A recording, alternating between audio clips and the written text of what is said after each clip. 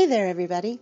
This is Deborah Nolan, and I want to welcome you to the Crafts Meows debut video. Today's card uses 3 of the 4 stamp sets from the March 2013 release, which are now also available for purchase.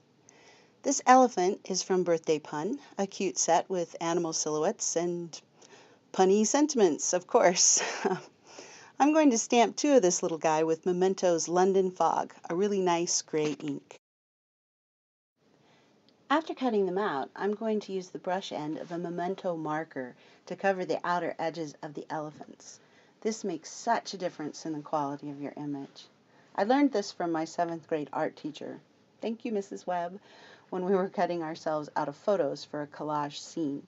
I need to have one of these guys facing the opposite direction, so I'm just going to flip him over and powder his little bottom with my ink pad. This next stamp is from the Take the Cake set, a really fun set with lots of options. I'm going to stamp it multiple times on these different scraps because I'm going to cut out the individual letter banners.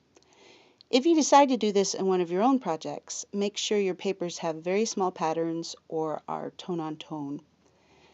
After I finished filming this video, I decided it would look better to have the letter banners raised up.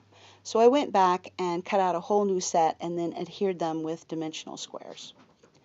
But I forgot to film that part, so that's why you're not seeing it here. I didn't show it here, but I used a black brush tip marker to go around the edges of the banners, like I did with the elephants. I love my Mind's Eye paper. Love it, love it, love it, love it!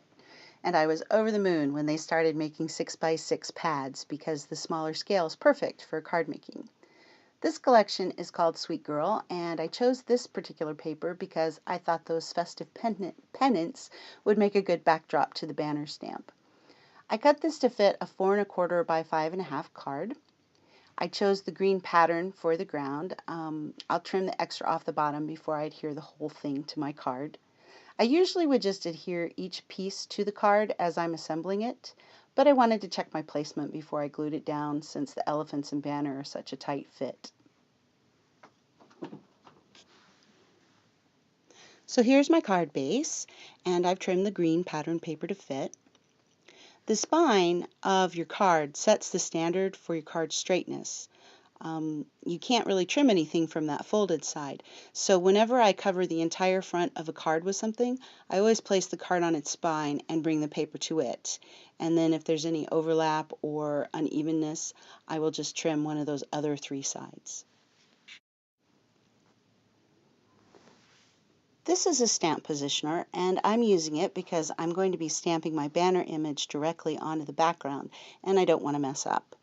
Yes, I know it's an acrylic stamp and I can see through it, but I really like my background paper and I don't have any more of it, so I'm not taking any chances.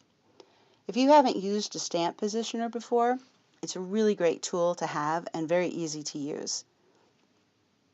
Voila! Perfect placement every time. Gotta love it.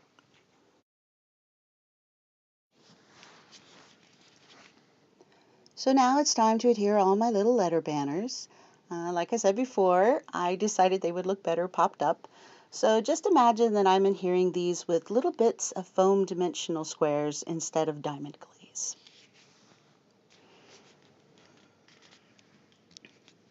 I'm adding googly eyes to my elephants to give them some personality and make them perkier to better match the rest of the card. I usually like to let my drop of adhesive set for a minute before I place the eye down on top of it because this reduces the slipperiness of the eye when you push down on it. And now I'm going to give them smiles because they look entirely too serious for a birthday celebration.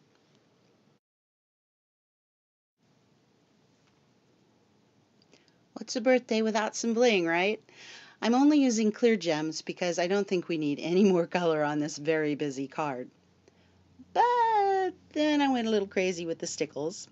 Gigi was egging me on, and I have no ability to fight peer pressure, so bring on the glitter. This last stamp is from the Sweet Birthday set.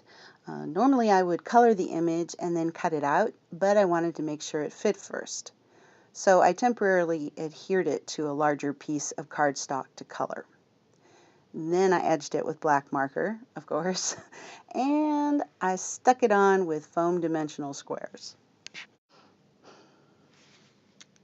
Now, the legs on this cake stand are too long for the amount of real estate I have here. And I could have slapped down a post-it note for a mask and then stamped the image higher up on my background, so just the last 1/4 inch of the legs would be sticking out from beneath my cake. But my brain was asleep. So next time I'll do that. It was rather late at night when I was doing this step, and my brain really wasn't very sharp, and I just didn't think of it. Since the stamp style made it easy to draw some legs, that's what I did. I'm kind of embarrassed at overlooking the obvious solution, but it's too late now to go back and change it. Besides, this is a good opportunity to show how easy it is to be creative and draw what you need, right? Just agree with me. I'm adding some more glittery goodness to our cake, making the flame bright and glowy. I hope you enjoyed this video and maybe learned a new trick or two. Please check out the Crafts Meow at www.thecraftsmeow.com and check out this month's new release and all the other great stamp sets. Thanks for watching, and I'll catch you later.